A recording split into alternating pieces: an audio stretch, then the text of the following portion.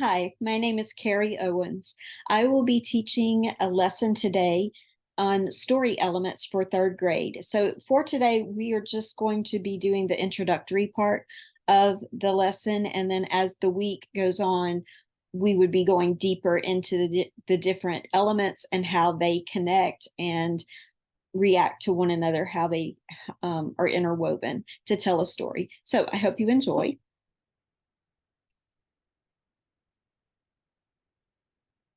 Good morning, students, and welcome back to your language arts class. Today, we're going to be talking about something that's really exciting to me because I love a good story. And we're going to be talking about story elements. What are the things that happen in a story, the things that come together to really tell that tale that just grips you and draws you in?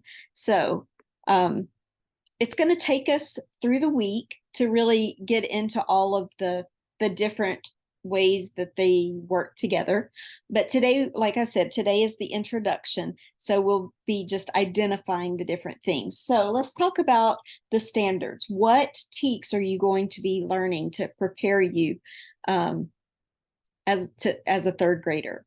So the first one is TEKS 3.8b, which is I will be able to explain the relationship among major and minor characters. So those are two words that we're going to talk about. What makes a character a major character and what makes one a minor character. We're also going to be learning about different plot elements. So you can look at this picture here and you can see every story has some kind of a problem. You might also hear it called conflict, but it's an issue that the characters must work through, a problem that has to be solved, some kind of difference.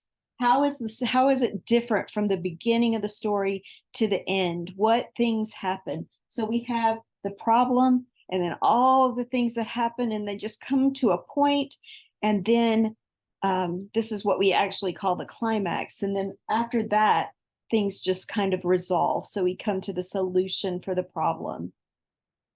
And then finally, let me move my head so you can see, we're going to talk about setting, and setting is when and where the story takes place, which oftentimes has a huge impact on the characters and the things that happen in the story. So that's where we're going today.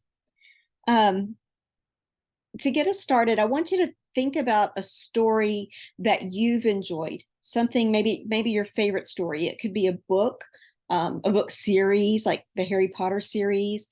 It could be a movie, or maybe even just a story that your parents or grandparents told you at bedtime. It could be any of those things, but I want you to think of a story and then go to your Schoology account, and you're going to find for today's lesson, you'll see a Padlet, and I'm going to have you open the Padlet. And we've used this before, so you know what to do. It opens up a screen and you click on the screen and it'll give you a box where you can share your thoughts. So I'm going to give you about 5 minutes. And what I want you to do is think of that story that you really enjoyed. And then in the box, I want you to tell what was the story, what kind of story it was, and why did you enjoy it. And then as you're waiting, you can read what some of your classmates have put on the Padlet instead at the same time. So you can share yours and then also see what your classmates said. So I'm going to give you about 5 minutes. I'm going to be quiet now and let you work. At this point, I would give them the 5 minutes, and we're just going to skip ahead to saying the 5 minutes is over and they're back with me. All right, so we've got lots of really good responses on the Padlet. I was noticing some of the different things that y'all enjoy. Levi, I'm not surprised that your story that you chose is a baseball story, because I know that that's something that you really enjoy in your own life. So it's one of the things we like, stories that we can connect to. Let's see, Brianna, Gage, Zavon, y'all all three said that your story was funny. I like a good comedy too. Things that make you laugh can really uplift your spirits. Micah and Mason, I see that you liked ghost stories. Like, is it Mary Downing Hahn that writes the scary stories that I know I've enjoyed. So that's always fun. And I see Alexis. Yeah, I've read some of the Junie B. Jones books too. She is hilarious. Um, yeah, I enjoy her. Okay, so I'm going to keep the Padlet on here so that it's going to stay on your Schoology. So if you want to go back and look and see what your classmates have said, maybe you didn't have time to read all of them, that's always going to be a good resource for you to go. And maybe if you're looking for a new story to read, you can check there and see what your classmates are enjoying. Okay. We're going to come back to that as the week goes on. We'll come back to thinking about your favorite stories. But for now, I want to model for you using a story that we all have in common, because we just recently finished reading Bud Not Buddy, which I think the majority of you really enjoyed. I know it's one of my favorite books. So we're going to use Bud Not Buddy as an example, and I'm going to model for you how you would identify the different parts of the story, the different elements. And let's see, I'm going to share my screen. Okay, do that, and here we go. Okay, so we're going to talk about Bud Not Buddy and some of the different story elements that were there. So if you will notice that I have opened up the chat so that as I'm filling out this chart as an example, you can also comment in the chat if there are things that you have questions on, or you just want to add comments. You're welcome to do that in the chat as I'm filling in the example. So for Bud Not Buddy, major characters. Now, the major characters are the ones that the story really revolves around. So, of course, we would have Bud, because he was the main character. Since he's the main character, I'm going to put a little asterisk there by him. Okay. But we also had some other characters that were really key to the story, that the story really revolved around them. So Bud, of course, the main character, but he was in search of who he thought was his father, which we know turned out to be his grandfather, and that was Herman Calloway. And then a character that we didn't really meet, but she had a huge influence on the story, and her name was Angela Janet. And who was that? Put in the chat if you remember who Angela Janet was. That's right. She was Bud's mom. Okay. But we also had some really interesting minor characters. So if you think about those, we had Miss Grace. She was kind of the mother figure for Bud when he started hanging out with the band. We had Lefty Lewis, who he met on the road, which I would never recommend that you do. You don't get in the car with strangers, but setting is also important, and it was the 1930s. We had the band members.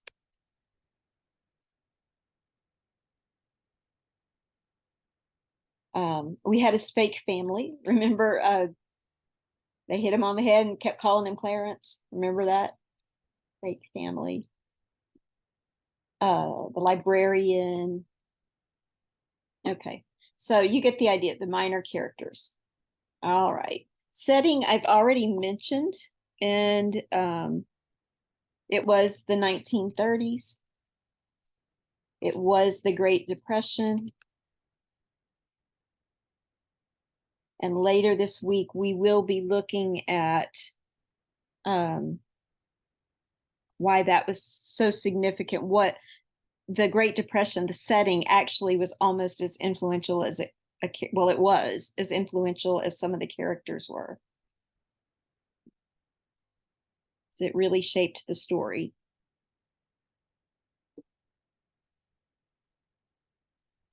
Okay, I'm going to stop there because it's been 10 minutes.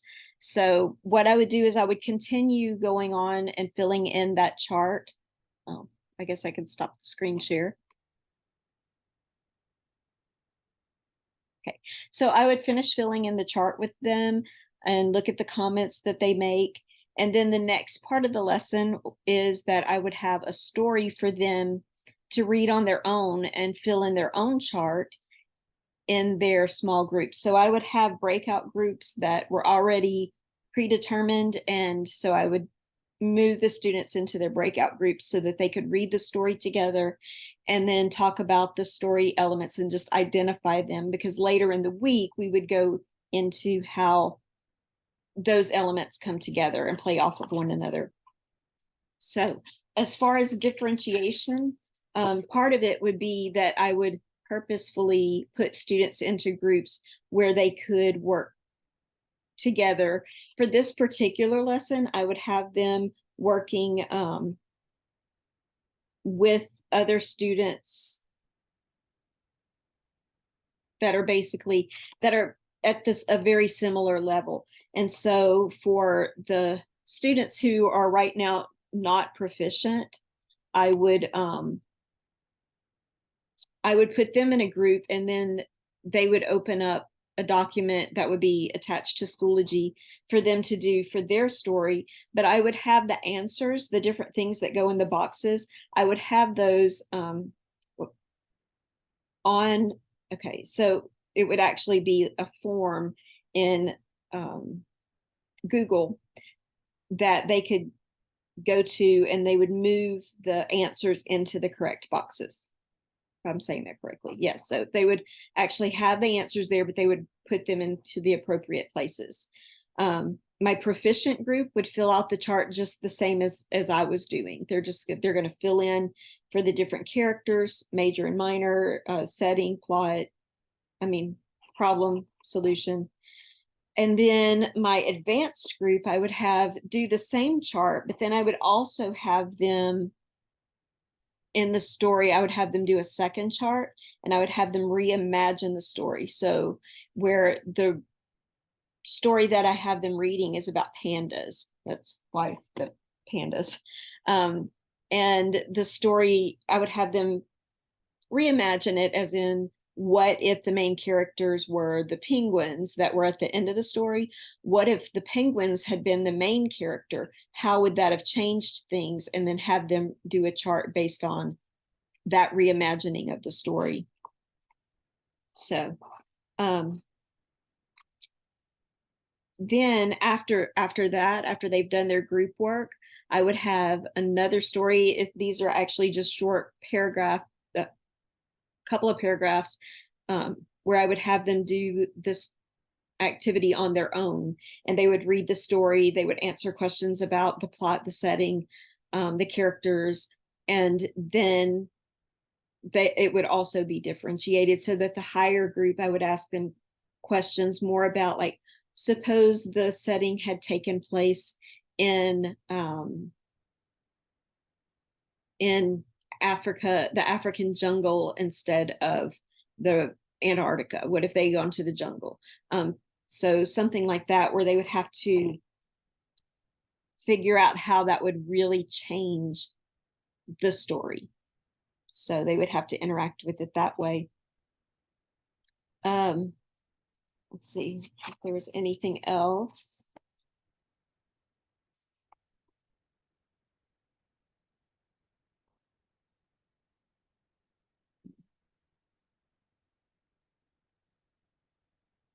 Okay, so I did notice that the majority of the class was at the not proficient level.